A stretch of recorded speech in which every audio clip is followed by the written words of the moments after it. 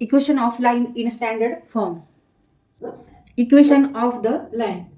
Now, what is equation of the line? Equation of the line is nothing but equation in x and y which satisfied by the coordinates of all points on the line and no other points is called equation of the line. Equation of the x-axis is that y equal to 0 and equation of the y-axis is x equal to 0.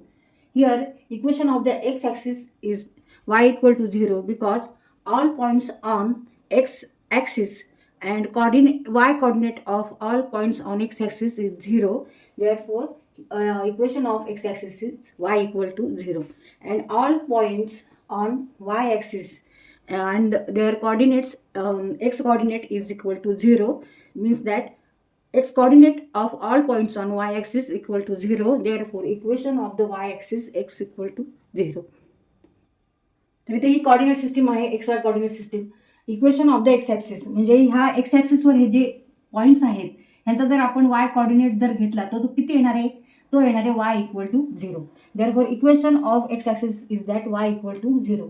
कारण प्रत्येक पॉईंटसाठी y निर्देशक हा 0 आहे, y coordinate is 0 points which are lies on x axis. तसंच y ॲक्सिसवर जे points आहेत, वाय ॲक्सिसवर जे पॉईंट्स आहेत त्याचा एक्स कोऑर्डिनेट म्हणजे एक्स निर्देशक काय आहे, 0 आहे.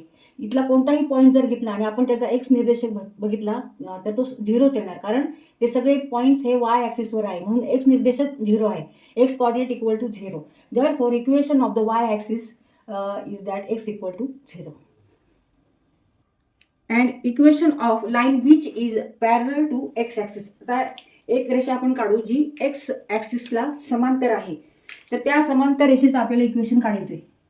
आता ही एक्स ॲक्सिसला समांतर आहे पण ह्या रेषेचं मात्र आपण इक्वेशन काय काढलं, Y equal to 0 because Y coordinate of all points which are on x axis equal to 0. Therefore equation of x axis is 0.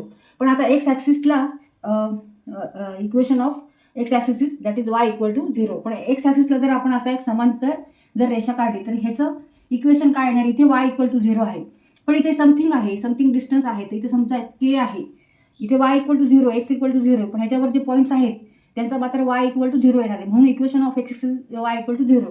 आता equation of this line which is parallel to x axis is that Y equal to K. कारण हे distance Y आहे आणि म्हणून मग Y equal to के. तर ह्या रेषेचं equation काय आहे, वाय इक्वल टू के आणि ह्या रेषेचं ह्या एक्स ॲक्सिसचं इक्वेशन आहे वाय इक्वल टू 0. तसंच जर